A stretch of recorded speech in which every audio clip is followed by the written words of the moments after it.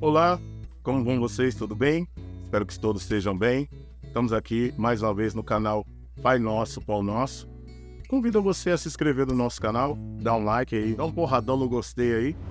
E vamos para mais uma mensagem da Palavra do Senhor, que está aqui escrita no livro do evangelista Lucas, né?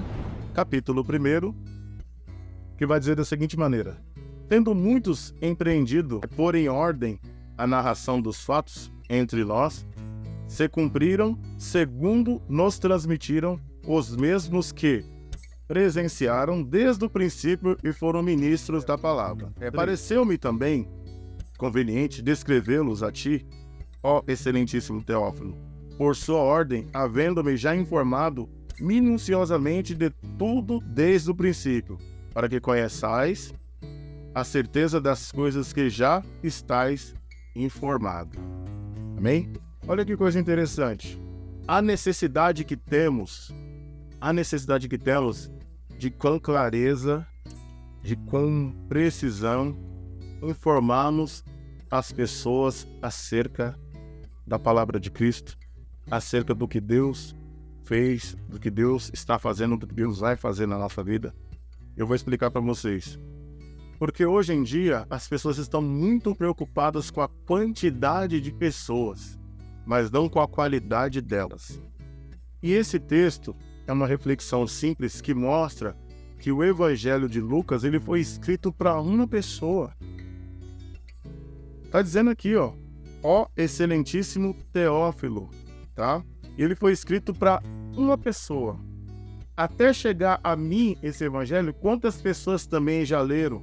Quantas pessoas se preocuparam, empreenderam em fazer, em ler, corrigir, copiar e assim por subsequência. Então o que ocorre? A preocupação de Lucas em informar acerca do que estava acontecendo e de fatos do que possivelmente ele ouviu falar de forma parcial. Lucas vem e informa com a forma íntegra ou integralmente falando acerca dos acontecidos da pessoa de Cristo. Interessante, como eu falei que nós estamos preocupados muitas das vezes com a multidão, olha que coisa importante a gente parar para pensar. Muitas das vezes, para você temperar 1 quilo de feijão, você precisa apenas de 13 gramas de sal. Apenas 13 gramas. E por que eu estou te falando isso? Porque sal não dá sabor. O sal, ele realça o sabor. Então, quando você pega uma carne para você comer, ela está sem sal, você vai sentir um gosto assim de carne, mas você já está falando, está faltando alguma coisa.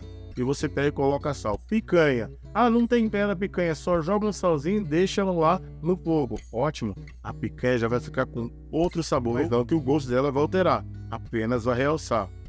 E é isso o sal. Mas vamos voltar aqui ao texto que nós estamos discorrendo acerca. O engraçado, a preocupação de Lucas, como ele diz aqui no texto, tendo, pois, muitos empreendido, ou seja, muitos trabalharam em pôr em ordem, tá? A narração dos fatos que entre nós se cumpriram. Olha só, fatos que entre nós se cumpriram. Todo o Antigo Testamento, ele vem se cumprir aonde? Em Cristo na cruz. Nesse momento que nós entendemos dessa forma, o que nós estamos lendo aqui, tá? Há um empreendimento, há pessoas trabalhando, há pessoas indo adiante para poder levar a mensagem como ela é, levar os fatos como foram citados. Para quem não sabe, Lucas não andou com Jesus, tá? Lucas foi muito amigo e companheiro de Paulo, mas Lucas era médico e ele pegou e teve a preocupação em apenas trabalhar nos fatos que verdadeiramente aconteceram. Lembrando, ele teve a oportunidade de consultar aqueles também que estiveram com Cristo, falar, procurar saber e assim vai, né? E ele fala aqui, que assim, o tema central é Jesus como Salvador, né? E ele era um gentil escrevendo para um público, vamos dizer assim, gentil. Por isso ele frequentemente usa termos gregos em vez de hebraicos, e enfatiza o evangelho para o mundo inteiro. Eu vou me valer, melhor dizendo, essa questão da necessidade do como eu falei do sal há um tempo atrás. Olha que coisa interessante, pessoal. Hoje, eu como cristão, né, eu vejo que tem bastante pessoas que professam a fé cristã, bastante pessoas que falam do evangelho, que proclamam o evangelho, mas as coisas parecem que vão de mal a pior. Tem um ditado que diz assim: quanto mais eu rezo, mais assombração me aparece. E esse ditado, ele tem um pouco de força, porque eu vou trazer para um lado mais simplório.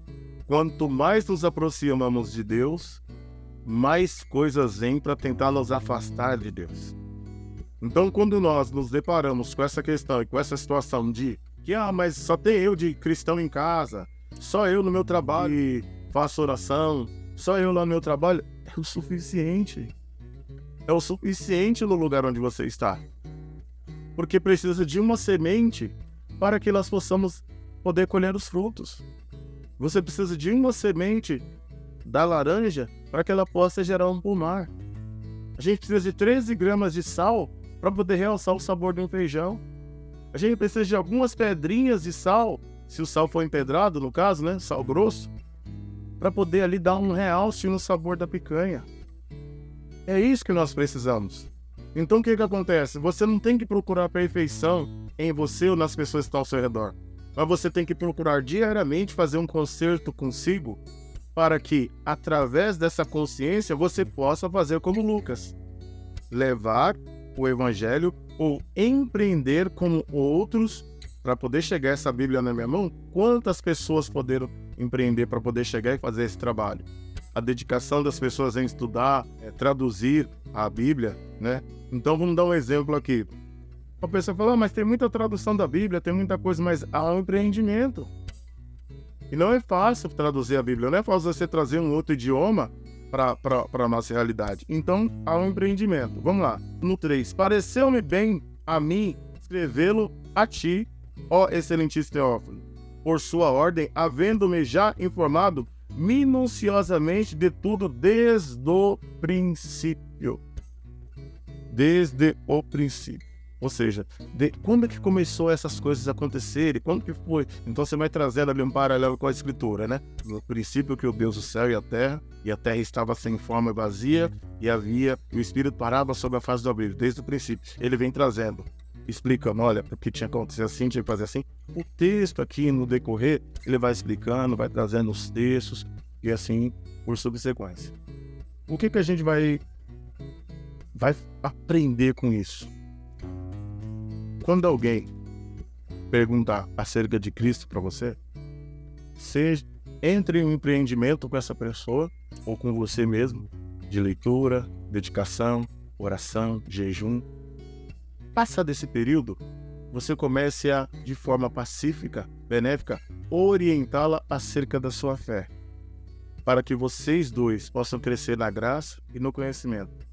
Mas e se a pessoa não quiser ouvir, se a pessoa não quiser, se a pessoa chegou até você perguntando ou questionando alguma coisa, com certeza ela quer aprender alguma coisa.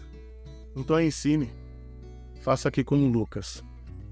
Empreendeu, né, como outros, para poder falar para um.